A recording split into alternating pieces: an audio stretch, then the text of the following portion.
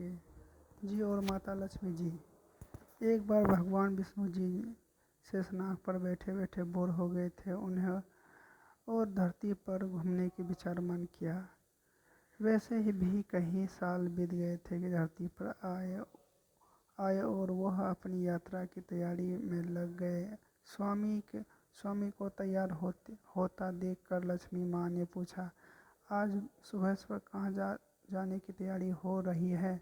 विष्णु जी ने कहा कि लक्ष्मी, मैं धरती लोक पर घूमने जा रहा हूँ। तो कुछ सोच कर लक्ष्मी माँ ने कहा, हे देव, क्या मैं भी आपके साथ चल सकती हूँ?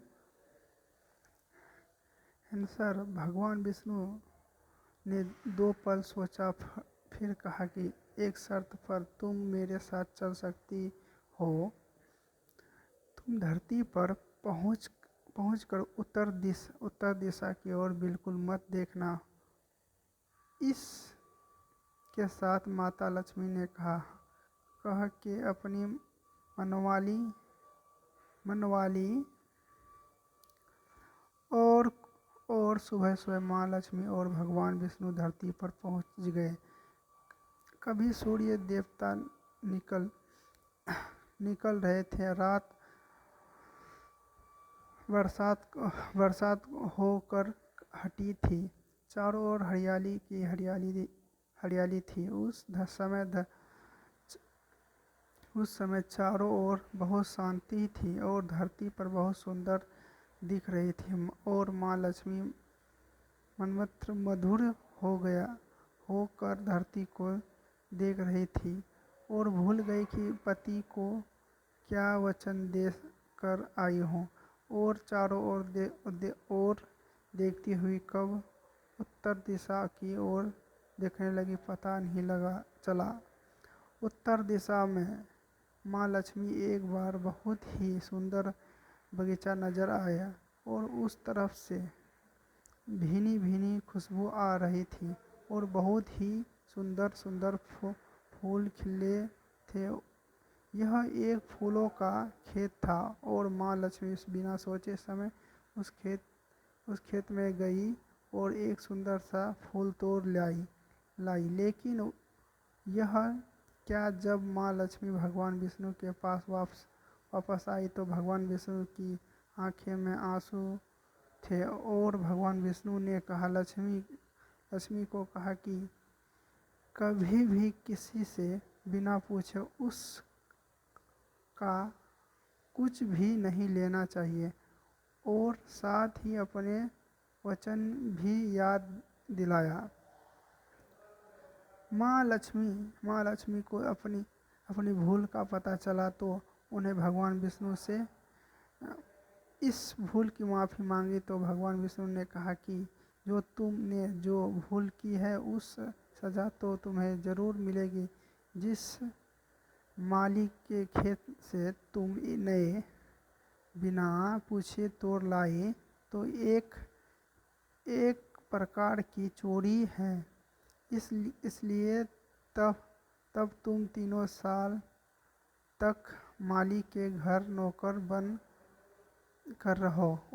उससे के बाद मैं तुम्हें वैकुंठ में वापसी बुलाऊंगा। माँ लक्ष्मी ने चुपचाप सर झुकाकर हाँ कर दी। आज कल की लक्ष्मी थोड़े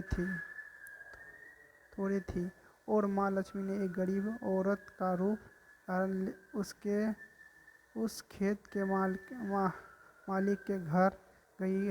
घर क्या, एक झोपड़ा था और मालिक का नाम मानव था।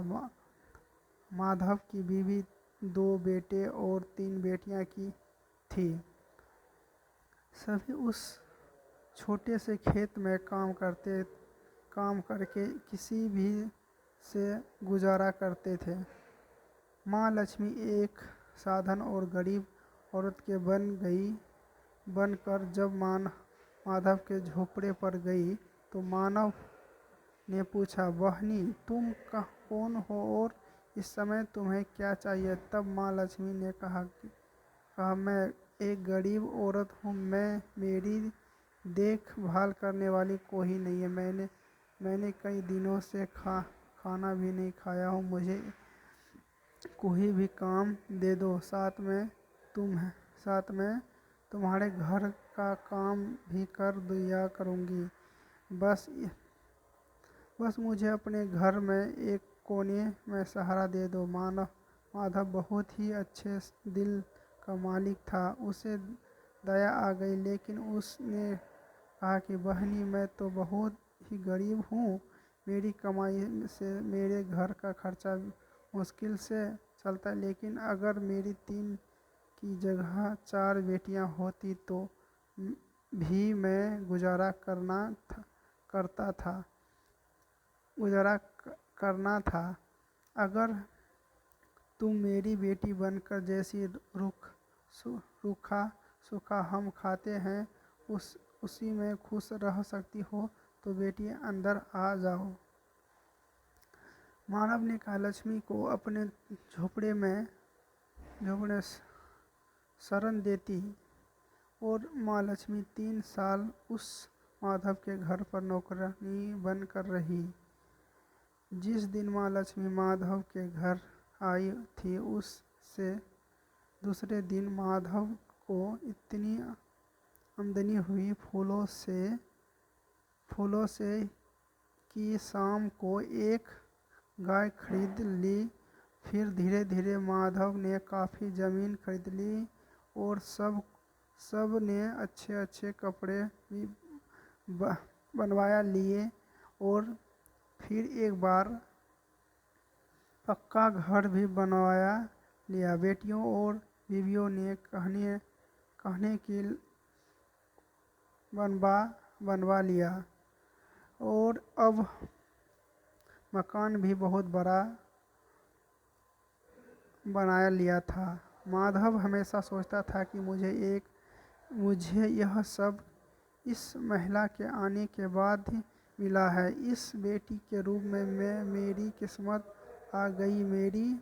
और अब 2 + 4 साल बीत गए थे कि लेकिन माँ लक्ष्मी अब भी घर में और खेत में काम करती थी। एक दिन माधव जब अपने खेतों से काम खत्म करके आया तो उसने अपने घर के सामने द्वार पर एक देवी ध्रुव गहनों ने लधी और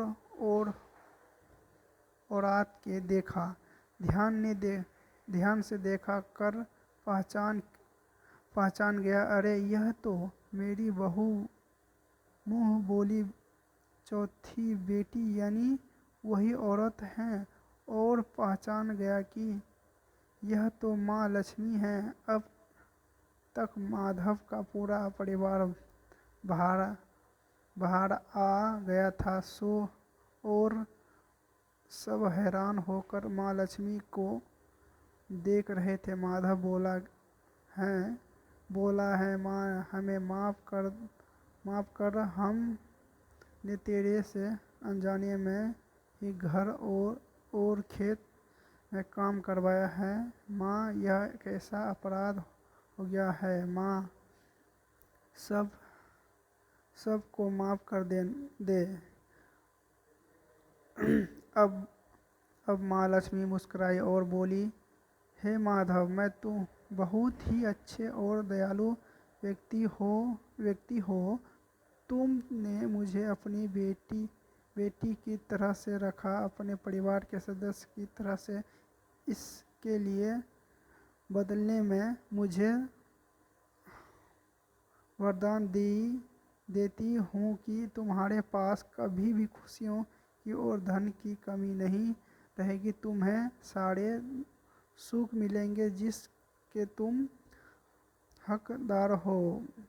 और फिर माँ अपने स्वामी के द्वारा भेजे रथ में बैठकर वैकुंठ चली गई। कहानी के अंत क्या सीखा बच्चों?